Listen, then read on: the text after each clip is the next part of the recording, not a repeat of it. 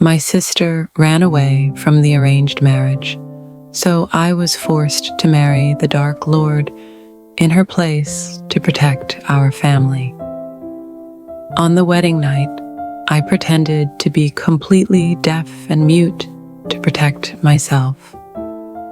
No matter how intensely he touched me, I didn't make a sound or react.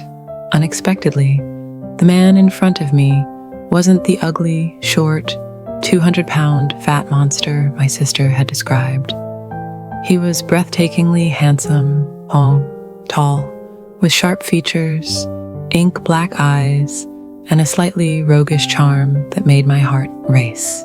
He frowned, clearly tired, and stared at me for a long time.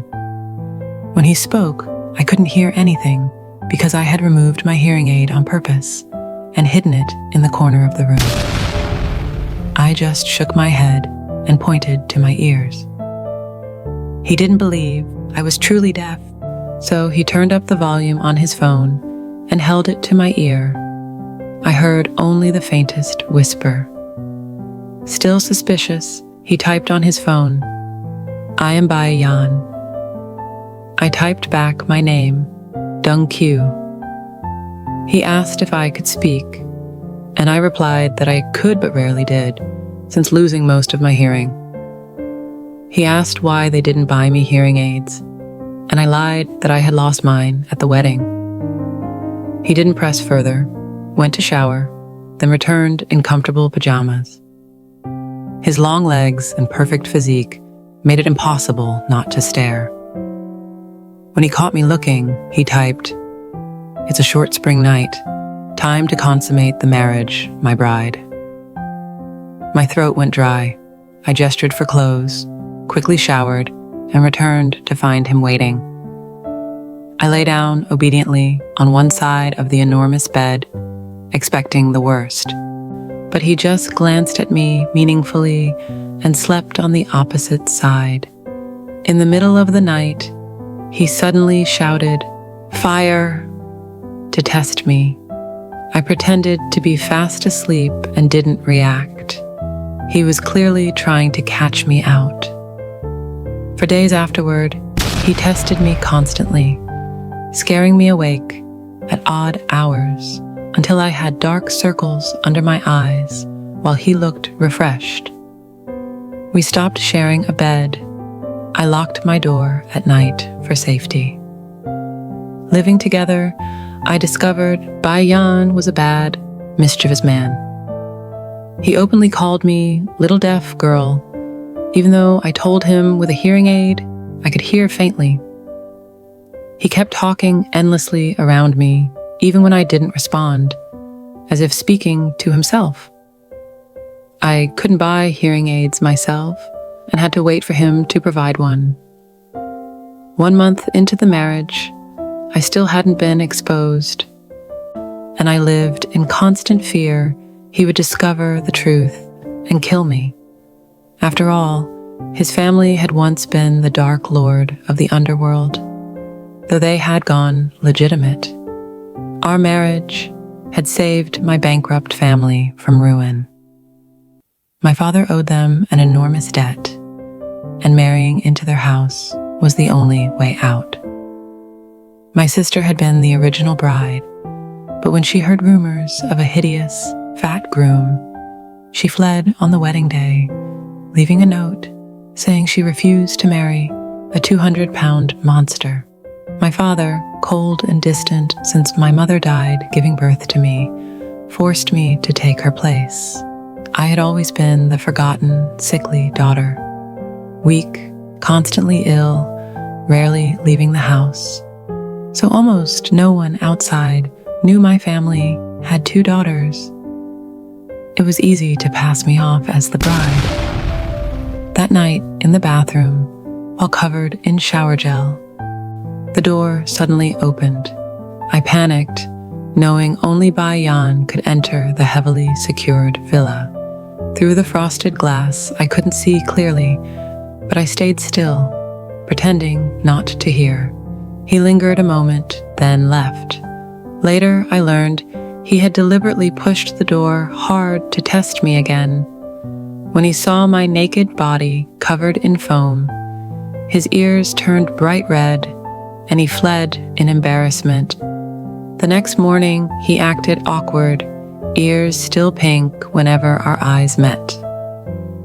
One night, he came home drunk, supported by his men, who cheerfully called me sister-in-law. The gangster vibe was strong. He leaned on me, sniffing my neck like a puppy, murmuring why I was so soft everywhere, like a fresh dumpling. I helped him to the couch, annoyed by the alcohol smell, but he looked strangely charming when drunk, less arrogant, more vulnerable. He kept making kissing gestures until, frustrated and thinking of the hearing aid he still hadn't replaced, I grabbed his collar and kissed him clumsily, teeth clashing. He froze, hoarse voice asking what I was doing. I signed angrily that he had asked for it. Misunderstanding, he kissed me fiercely, passionately. That night, we slept wrapped around each other like vines. From then on, he moved back into the master bedroom. He bought me the most expensive imported hearing aid, and life became sweeter. He learned sign language in secret just to understand when I insulted him behind his back.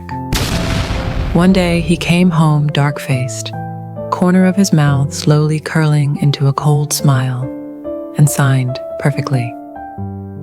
"Little fool, praising you for being good in bed." I was exposed. He had taken lessons and now understood every rude gesture I'd made. That night, his punishment was merciless.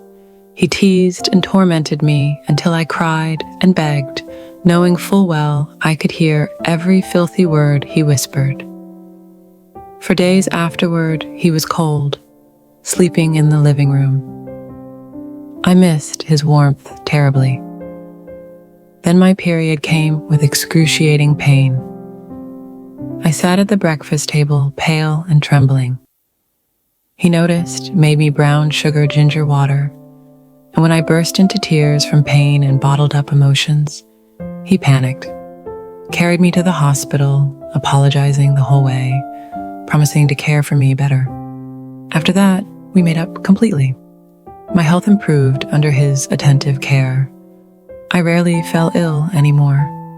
One day, my real sister, the original bride, returned. She saw us together and looked shocked and jealous. She demanded to meet me, threatened to tell Bayan the truth, claimed he would throw me out and marry her instead. I laughed in her face. She was the one who had insulted him as a fat monster and run away. Later, she showed up at our villa, dressed in white like an innocent angel, declaring herself the real Dongkyu and that I had stolen her place. Bayan's face turned terrifyingly dark. He told her coldly that his wife was only me, that he never wanted her, that he had known from the very beginning I wasn't the original bride, and that he was grateful my sister ran away because it brought me to him. He threatened her never to insult his wife again. She left humiliated, and my father later sent her abroad. Peace returned. Spring came. He took me to the racetrack with his friends, then to a restaurant decorated entirely in red with a grand piano. While he was supposedly in the bathroom, the piano began to play. The room fell silent, and there he was in an elegant suit, nervous as a boy, proposing on one knee with a massive diamond ring, saying we came together by accident, but he wanted to marry me properly and love me every day of his life. I cried and said yes. That night, he loved me like a man possessed. A month later, I discovered I was pregnant. He was overjoyed, then terrified for my fragile health. 10 months later, I gave birth to our son. Bayan waited outside the delivery room crying. When he came in, eyes red, he kissed my forehead and declared we would only have this one child. He couldn't bear seeing me in pain again. I smiled, exhausted but happier than I had ever been in my life. Finally loved, finally home.